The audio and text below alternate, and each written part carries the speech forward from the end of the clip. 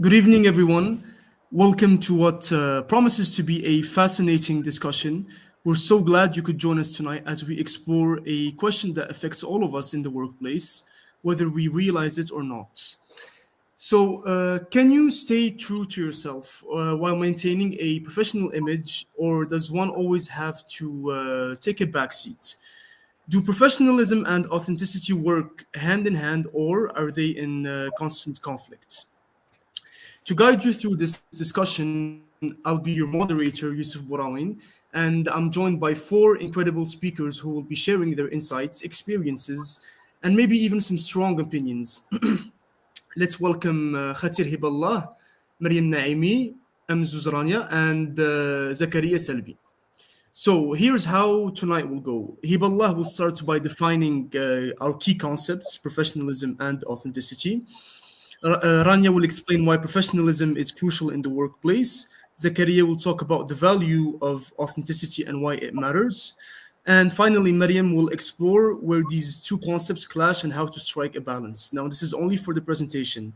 After that, we'll open up the discussion with a live debate on a real-world ethical dilemma. Finally, we'll wrap up with a Q&A session where you'll get the chance to ask questions and share your thoughts. So, all right, let's dive right in. Hiba, over to you to break down the key concepts. Thank you, Yusuf. So, good evening, everyone. Before we delve into our discussion, it's essential to first clarify two key concepts: professionalism and authenticity. Envision a professional environment where connections aren't just about trading contact information or favors, but about meaningful human interactions, where each exchange offers an opportunity to connect as people and not just professional roles. To better understand this situation, let's start by understanding what professionalism and authenticity truly refer to. To begin with, professionalism refers to the behaviors and standards expected in a workplace to foster a respectful and structured environment. This includes adhering to industry specific attire, such as formal suits in corporate settings or uniforms in healthcare. It also involves clear and respectful communication, using formal language when appropriate, and observing workplace norms, being punctual, ethical, and such. For instance, a corporate lawyer is expected to dress formally, use precise legal terminology, and maintain professional ethics in all interactions. On the other hand, authenticity involves being genuine, expressing emotions honestly, and staying true to personal values. This means being true to oneself rather than conforming superficially, acting with integrity and aligning actions with personal beliefs, and appropriately conveying thoughts and feelings instead of suppressing them. One example of this is a criminal lawyer who had to defend someone charged with murder, knowing very well that they were the killer. I'm sure many of you already have some thoughts to share, and we will be returning to this later on during the debate. An example of this is a criminal lawyer who had to defend someone charged with murder, knowing very well that they were the killer. A real life case is that of Ted Bundy's lawyer, John Henry Brown. I put a picture up on the slide, but because of some technical issues, you're not able to see it. So he defended the infamous serial killer despite knowing the horrific nature of his crimes. Brown maintained professional ethics, which is the lawyer, by ensuring Bundy received a fair trial, even as he personally struggled with the gravity of Bundy's actions. He later revealed that Bundy had confessed some of his crimes to him, but as his attorney, he wasn't allowed to divulge that information. Now that we understand the topic better, you may wonder, do professionalism and authenticity conflict, or can they coexist harmoniously? Is it possible to maintain high professional standards while being true to oneself? Well, thank you, Hiba, for setting the foundation for our discussion. Now that we understand what professionalism and authenticity are, let's dive a bit deeper into their impact. We'll start with professionalism, and yeah, we'll ask why is it so important in workplaces. To answer this, I'll hand it over to Rania. Thank you, Yusuf. So now let's talk about professionalism. Why is it so important in the workplace? Well, just imagine yourself working in some workplace where there are no clear expectation, no clear instructions, where people show up whenever they want, they dress the way they want, spoke based on their feelings, do their tasks based on their mood. This will create chaos, right? So that's why professionalism is very, very important. It provides structures, ensure fairness, and keeps workplace running smoothly. Now, here are a few key reasons why professionalism is essential. First, it builds credibility and trust. Professionalism is what makes people take you seriously. When employees present themselves in a polished and respectful way, it can be whether through their appearance, their dress code, etc. Uh, they earn trust from both their colleagues and clients. Think about it. Would you feel comfortable hiring, for example, a lawyer who showed up to court wearing, for example, jeans and baggy clothes and talking in a familiar way? Probably not. Professionalism reassures others that you are capable, reliable, and committed to your role. Second, it maintains stability and consistency. Workplace needs to set a certain standard of behavior so that everyone knows what's expected of them. This helps to prevent unnecessary misunderstanding or conflicts. For instance, in fields like finance or medicine, strict professionalism is very, very crucial. A doctor can't let personal emotions affect how they're gonna treat their patients. Or, for example, a financial analyst can't base investment decision based on personal opinion instead of data. Professionalism ensures that work is carried out fairly and in an objective way. Lastly, professionalism helps to maintain boundaries. One of the biggest benefits of professionalism is that it establishes healthy boundaries between personal and professional life. In the workplace, we interact with people with different personalities, different mindset, etc. And not everyone shares the same opinions or experience as you are. Keeping things professional prevents unnecessary conflicts and allow people to collaborate effectively. Well, that was a great breakdown of why professionalism is crucial. But as Rania mentioned, too much professionalism can feel robotic and distant. This brings us to the other side of the debate, authenticity. So, can being more authentic at work actually improve things? To explore this and to answer this question, I will pass the word to Zakaria. Thank you, Rania. That was a great breakdown professionalism. But now let's look.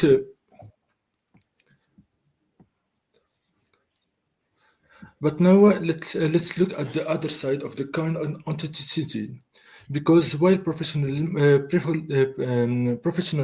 brings structure, it's authenticity that bring human connection.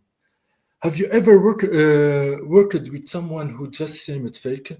Maybe they followed all the workplace rules perfectly, but their interaction felt scripted, or they were just saying what they were supposed to say. That's where the lack of authenticity shows. Authenticity isn't about disregarding professionalism. It's about making workplaces feel genuine and relatable. Here, why it's matter. First, it's foster a stronger workplaces relationship. People connect with those who feel real and approachable when employees are encouraged to express themselves authentically. It builds trust among colleagues and even with clients. Let's take leader, for example. Employees are far more likely to trust a leader who openly shares their experience, acknowledge mistakes, and communicate in a way that feel human rather than robotic. Authenticity makes people feel heard, valued, and comfortable. Second, it encourages creativity and innovation. Think about the most successful company today: Google, Apple, Tesla. What do they all have in common? Innovation. And innovation thrives in environment where employees feel free to express unique ideas without fear of being judged. If employees feel like they have to conform too much to rigid professionalism, they might hold back their thoughts. But when people feel safe to be themselves, they contribute fresh perspective that can drive a company forward. Third, it boosts employees' well-being and job satisfaction. Here is a fact: where people feel like they have to constantly filter themselves at work, it leads to stress and burnout. If employees has to suppress their personality, hide their opinion, or always be overly cautious, it creates a chance work environment. A workplace that allows employees to be themselves within a reasonable limit result in higher job satisfaction, stronger engagement, and better retention rates. Well, that's a really interesting perspective, Zakaria. Clearly, authenticity makes workplaces more human and dynamic, but at the same time, too much authenticity, just like too much professionalism, can cause problems. So, where do they clash? Are they actually in conflict? To explore this, let's turn to Miriam. Well, thank you, Yusuf, and also thank you, Zakaria. You really made a great case for authenticity. So basically, as you have said, these two concepts, which are professionalism and also authenticity, they pretty much really are, I mean, kind of in some sort of a way capable of coexisting together, but they really much do clash in most of scenarios. Because while professionalism and also authenticity, as I've said before, they can coexist. There are multiple situations where they both are pretty much directly contradicting each other.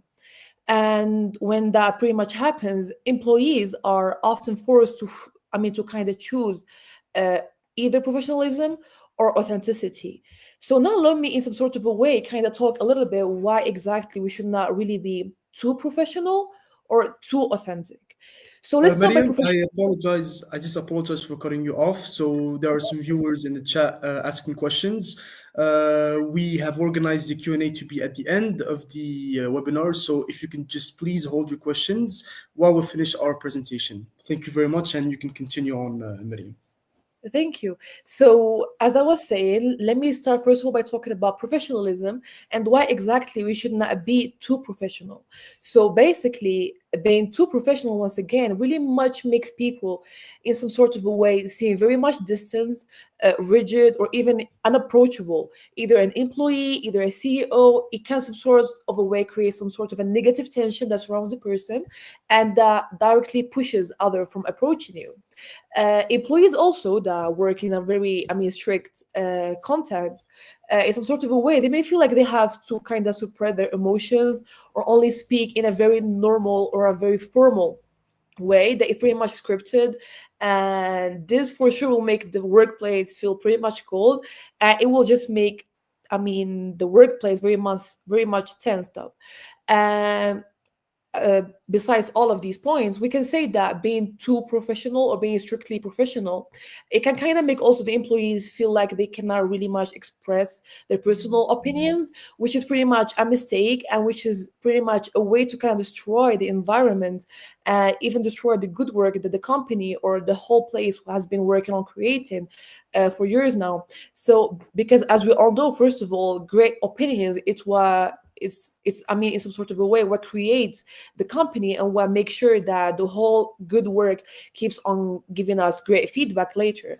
So basically, being too professional just stops the employees from sharing their opinions and seeing things from their own perspectives. And basically, we can say that their input is one of the most valuable things that keeps the company on going on. Let's just kind of, I mean, imagine a boss who really much never jokes with their employees, who really much never shares anything personal and only speaks in a very formal, I mean, way. The only contact relationship that you have with your boss or with your manager is a list of email that you keep on sending to each other. So basically, they are too professional, but does that really make them a good leader? I mean, probably no. So now, after talking about professionalism, let's kind of move on a bit to talking about authenticity and why exactly you should not be too authentic. So basically, it's very much simple. As we all know, oversharing, especially personal information that are now pretty much related to the work or the work environment, uh, I mean, can kind of blur the professional boundaries and create a very awkward situations, either between the manager and the workers or between the employees together. Uh, in other words, being too formal can really make it even harder for people to stay around you, because basically you just once again give off the very awkward energy, which is not very much needed in a workplace. Because at some point, even though you should be friendly, you should make sure that you are professional as well. So making people not take you too seriously will for sure not make you be being taken seriously by other people who are the managers and the CEOs. Once again, if someone uses authenticity, and let's kind of put authenticity between two brackets as some sort of an excuse to say anything without really considering the workplace norms, which are based, of course, on ethics and professionalism and respect, it might some sort of a way kind of lead to a certain conflict and some sort of misunderstanding. And that has already, I mean, led to multiple people to getting fired or even leaving their positions to look for a better place. Let's kind of once again imagine a manager who is in every meeting talking about their personal struggles, their weekend plans. I mean, sharing their personal life, which can be kind of considered as oversharing instead of a situation. Even, I mean, in the way talking about their family drama, it might really some sort create a friendly environment at first, but over time, whenever these things gonna be getting bigger and bigger, it could very much undermine their authority and even make the employees feel pretty much uncomfortable. Well, thank you, Mariam. So I think now we understand why we can't have too much of either professionalism or authenticity. But I guess from now on, the only question can be is how do we balance the two of them exactly? Well, basically, the actual answer is right in the question you have asked, because the keyword to kind of know exactly how to deal with both professionalism and authenticity is to know exactly how to balance these two concepts and how to deal with them both at once and kind of just be a bit professional but also a bit authentic. So, I mean, to be capable of doing that, you have basically to follow some sort of a very simple and very easy steps. I'll just kind of share them with you and describe them a little bit so that you can kind of easily understand them. So first of all, you should make sure to adapt to the workplace culture. By saying that, I mean that in every workplace, there is some sort of a different environment. In some environments, formal tone is very much expected, and that's exactly how you should really behave and deal with the other people. Because there is some sort of environments in workplaces in which the only thing expected from you is to be professional. Sometimes you might need to be too professional, which means exceeding the normal limits of professionalism, but still you have to be able to understand what the environments demand from you to do. While in others, and I mean by that other environments and other places, being a little more relaxed is pretty much more encouraged. And that's pretty much what you need to really work easily and just to get to know people there. So the key to being able to adapt to the workplace in which you are is to kind of be able to understand and read the room. This adaptation does pretty much change from an industry to another, and it also might very much depend on the people around you and of course their culture. The second most important step is pretty much to be respectful and just try to be yourself as much as you can. uh, we can say that being professional is pretty much doesn't mean that you have to hide your personality, but in a way just show it in a very much respectful way that is pretty much based on ethics and follow some sort of a list of certain rules. It does exactly mean to express yourself in a way that's, as I've said, respectful, but of course appropriate, and that would change from a situation to another. Just make sure you always share your insights, you add humor when it really for sure fits. I mean, for of course, in situations such as funeral, you're not supposed to say a joke because that's not the right moment to do such a thing. And that thing, I mean, this example should pretty much apply to all of the other scenarios in your life, especially the professional one. Another thing is that you should make sure to build a pretty much genuine connection, and maintain, of course, your boundaries and respect other people's boundaries. Because as we know, your rights end when another person's rights start. So that's really a key that's gonna pretty much help you know how to be respectful, but also be yourself. And then, of course, last but not least, we have.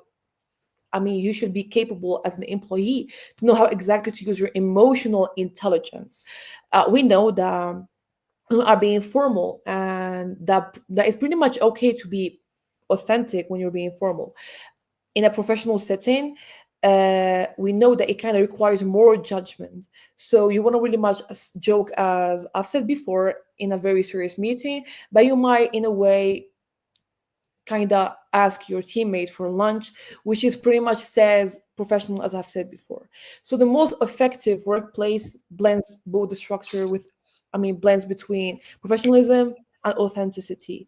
Rather than seeing professionalism and authenticity as two opposite different things, you can just make sure to balance these two concepts really well. Well, that was incredibly insightful. So instead of seeing professionalism and authenticity as opposing forces, the key is to blend them wisely and find a balance to create an effective environment. So, to sum up, professionalism and authenticity are not necessarily opposites. They can very much well complement each other when balanced properly. Being overly professional may create a rigid and distant atmosphere, while too much authenticity can sometimes blur workplace boundaries.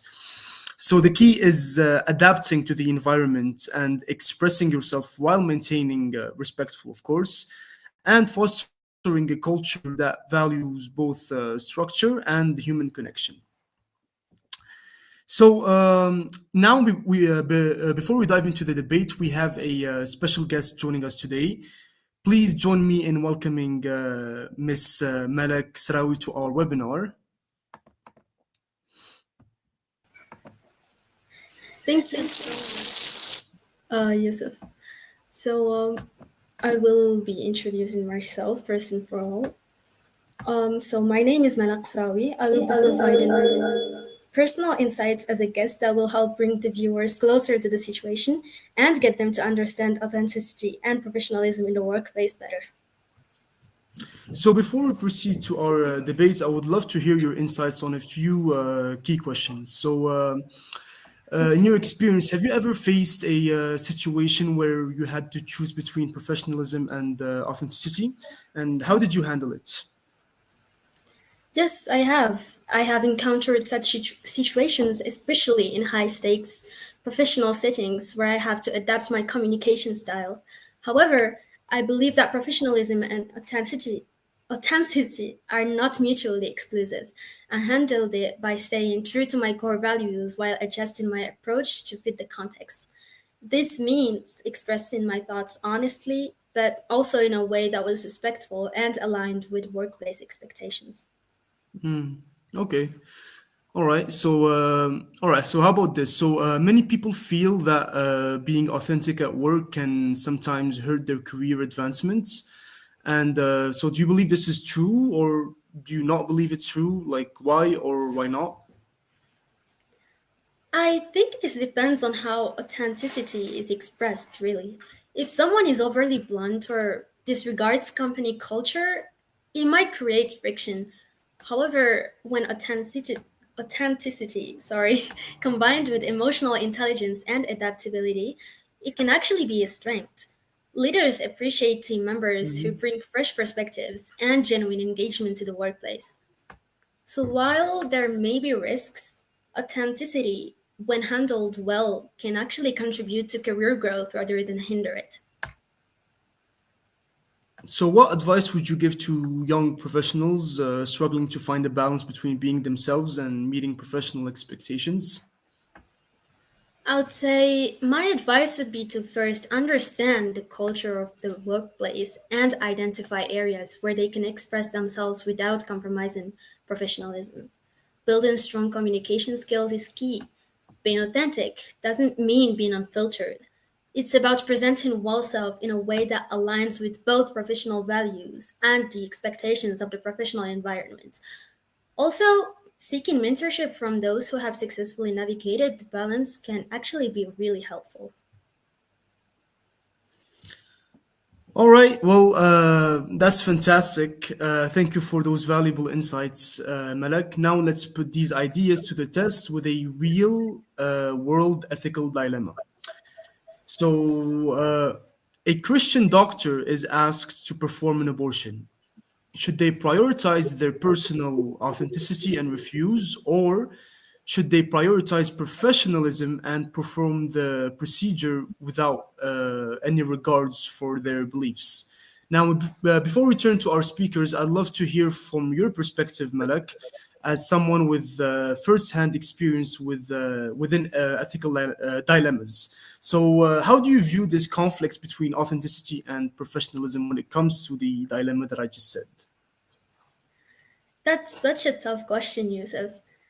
The way I see it, both sides have valid arguments. Personal beliefs shape who we are, and no one should be forced to act against their conscience. At the same time, professionals have responsibilities that go beyond personal convictions. The challenge is finding a solution that respects both the individual and the people they serve. In my own experience, these dilemmas don't have easy answers, which is why I'm eager to hear the arguments the other speakers will present. Well, I'm eager to hear their arguments as well. Malak, thank you very much for what you have shared with us.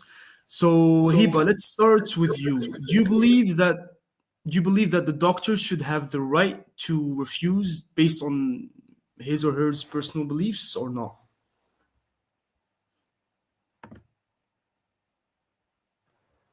So, absolutely, Yusuf. Me personally, I'm pro authenticity, and I think that a doctor's moral beliefs shape their judgment and approach to care.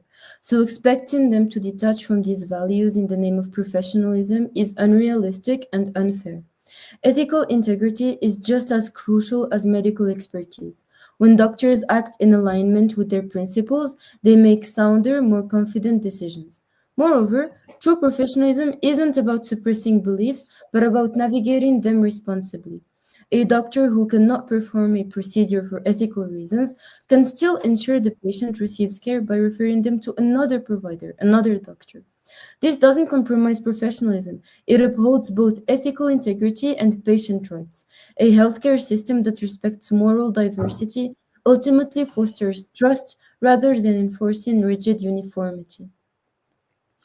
That's a very valid point, Ms. Hiba. I can see why someone might agree with you. So, all right, let's turn to Rania and let's ask her, what do you think? So, should a doctor's personal beliefs take precedence over their professional duty or not? I understand the importance of personal values, and I see your points, Hiba, but I disagree because professionalism exists to ensure that every patient gets their unbiased medical care. When someone became a doctor, they took an oath to prioritize their patients' well-being over everything, and especially over their own personal opinions. So, if a patient seeks a legal medical procedure, denying them based on personal beliefs can be seen like such as an abuse of power. The doctor's duty to the patient must come first and must come above everything. And as long as the doctor is performing something that is not against the law, he should follow the instruction and stay professional. Because, as I have said before, if the doctor does not serve the patient following their needs, who would do that? Yeah. All right. Well, Miriam, what do you think? What's your take? Well, personally, I do stand in the same position as Hibatullah because, as she have said, part of being a good professional is to know exactly your own morals and the ethical limitations that come with it. And kind of to answer the point that Rania mentioned, abortion cannot pretty much be discussed from a professional perspective because it is much illegal in multiple countries such as Germany, and it is even illegal in multiple states in the US like Idaho. And even though personally I'm not totally against abortion, which is a totally different topic, the doctor in such situation, they pretty much have to kind of follow an authentic perspective that is basically based on morals and ethics, not only professionalism, which is also very much important, but not a thing that you can really rely on in such situations. If a doctor knows that performing an abortion would deeply violate their conscience, wouldn't it be better, I mean, in a way, to not force them in the first place to act against their beliefs, to push them into doing such an act? In other words, making a doctor go against their convictions would pretty much cause an ethical crisis and even reduce the quality of care they pretty much provide for the patients wherever they work. I think that that simply just goes against the morals of a doctor and the morals that they promise to respect the first day. All right. So, Zakaria, what's your response to that? Should doctors have the ability to opt out based on their beliefs or not? Mariam, I see your point, but what if every doctor in a hospital refuse certain procedure due to personal beliefs? Medical care must be based on professional duty, not personal values. Otherwise, we risk setting a precedent where doctors could refuse treatment for various reasons, potentially leading to discrimination. A patient's right to care should always take priority over personal beliefs. Health care must remain impartial and accessible to all.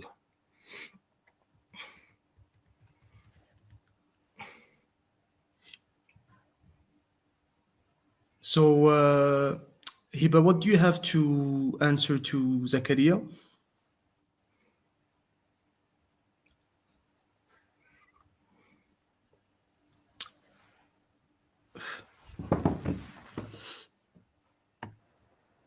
Sorry. So, Zakaria, we're talking about a life-altering procedure. So, shouldn't doctors have the right to step back if it conflicts with their deeply held beliefs? If another qualified doctor is available, why should they be pressured into acting against their conscience? I mean, that might work in ideal circumstances, but what if no other doctor is available?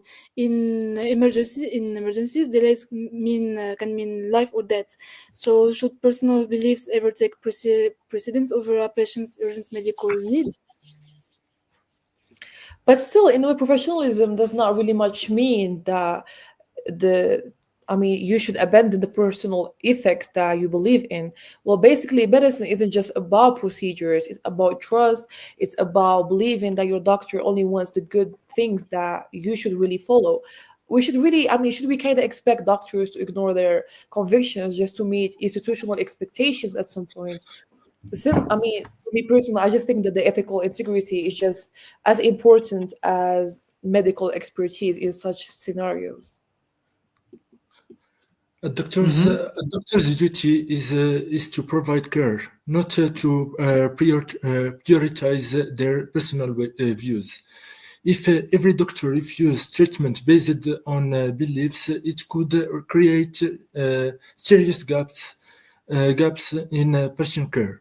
Medical should be guided by professional responsibility, ensuring that every patient gets to care they need without a necessary obstacle.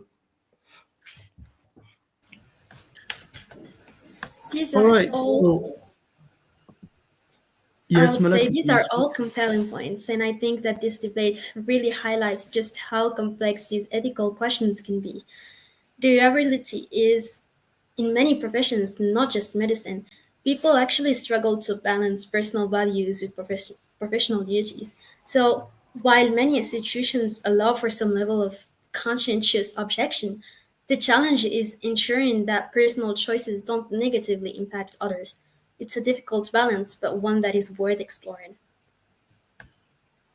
All right, so this has been an incredible debate. We've heard strong arguments on both sides. Should a doctor's authenticity and personal beliefs take priority, or does professionalism and duty to patients come first? As our guest mentioned, these dilemmas exist in many fields, not just medicine, making this discussion relevant beyond this one scenario. So now let's open it up to you, our audience. What do you think? Should the doctor prioritize authenticity or professionalism? Let us all know in the chat. So we're gonna start answering a couple of questions. So Rania, you have a question from Mariam Kishman. I'm gonna show it on the screen. How do you manage authenticity when interacting with clients or customers? The floor is yours. Okay, so managing authenticity while interacting with clients is very important. And I think this is how you should do it. First of all, you should be very transparent. Like you have to show them what you can offer and your limitations. Second, be yourself. Like don't try to be someone you're not, and try to be a little bit show a little bit of empathy, because that can help to create some emotional connection between you and your clients, and that can help a lot if you want to try to sell something or whatsoever. And I think that's how you can manage authenticity while interacting with someone. All right, thank you for the answer. Now we have another question from Munia. So, what do you think is more important, professionalism or authenticity, and why? So, this hasn't been directed to a specific person. So, if anyone wants to answer, Mariam, I'll take yes. this question. So, as I have said before I mean moving on to the interview with our guest, I've said that basically we should not really choose one of these two concepts. We should make sure that we find a balance between these two, that we try to be authentic as much as we can, but also we make sure that we are professional as well. We respect the other people that work with us, whether the employees, whether the manager, the CEO, and we stay true to ourselves by respecting boundaries that people set, because once again, as I have said before, boundaries are one of the most important things in a workplace. But also just make sure you're not too professional nor too authentic. You just find the balance between these two. All right. So, Hiba, you have a question. So, is there a risk of being perceived as unprofessional if you're too authentic? So, what do you think, Hiba? So, in my opinion, yes, if authenticity is expressed without regard for context, for example, sharing overly personal details or expressing strong emotions in inappropriate settings might be seen as unprofessional. So, the key is emotional intelligence, knowing when, where, and how to be open while maintaining respect and composure. Thank you. All right. Thank you for the answer, Hiba. We have a question for Zakaria, actually, from Mehdi. So, how does being authentic at work contribute to career growth? Being authentic at work build a trust, strength, relationship, and enhances your personal brand. It boosts job satisfaction, attract many opportunities, and foster resilience by staying true to yourself. You create a positive reputation and position yourselves for long-term career growth. All right, thank you for the answer. Now, for Miriam from Hafsa, a question: how can you ensure that you're being professional without suppressing your personality? This is a nice question. Okay, that's true. First of all, let me thank you, Hafsa, for your question. Well, how you can be professional without suppressing your personality. Well, as I've said before, first of all, being professional does not mean that you're not going to behave the same way you do, I mean, in your usual days. You behave just how you are. You do the things that you feel more comfortable in doing, but you always make sure that you add respect to it. You just respect some sort of boundaries. If you're gonna, for example, let's say you're someone that is funny, that is pretty much outgoing, that likes to say jokes and just have fun, and then just pretty much make the atmosphere pretty much funny. Make sure that the moment you're gonna be saying this joke, you're gonna say in a situation which is, I mean, the employees are not focusing on something very much serious. It is not a meeting. It is not a meeting with someone pretty much your superior. Just make sure that the situation is not serious. The key to doing all of this is to study the environment and know exactly when to use those aspects of your personality that you might think are pretty much not really fitting into the situation, but of course they are. Just make sure to use them in a very accurate and a very responsible way to once again show respect and respect the boundaries that employees create. All right, thank you very much for this answer. And I think this is the last question we're going to take from the audience. So, this last question is for Hiba. Are there industries where authenticity is more valued than professionalism? So, yes, creative industries, startups, and social enterprise can often value authenticity more because innovation and collaboration thrive on genuine self expression. So, however, even if in these fields, professionalism remains important, particularly in communication, reliability, and ethical behavior. So, no matter where you fall in these discussions, if you are more pro authenticity or more pro professionalism, you might find the industry that suits you the most. All right, thank you, Hiba. I think we're going to have more time for a couple more questions. So, there is a question for Rania. What do you think is more important, professionalism or authenticity, and why? Okay, so personally, I think they are both important, but it depends on the context. Like sometimes you have to be professional because it ensures like trust and structure, as we said before. But other times you need to be like more professional because it helps to create genuine human connections, and you can like make contacts more easily. But to sum up, I would say that you have to try to balance between these two because professionalism and authenticity, they are both important. So the key part is to balance. And thank you. No worries. All right, so let's ask Hiba another question. So, how can someone be authentic at work without crossing professional boundaries? So, to answer Aya, being authentic doesn't mean oversharing or disregarding workplace norms. It means expressing thoughts honestly but respectfully, maintaining integrity in decision making, and bringing your unique perspective to work while still aligning with other values and culture. All right. Well, thank you for answering. And I guess we have reached the time. So we've been here a while. Actually, we didn't even notice the time go by. And so thank you to all our viewers for joining in and asking us very interesting questions. Thank you to our speakers for providing very essential and informative insights. And we wish to see you again very soon. So goodbye and have a good night.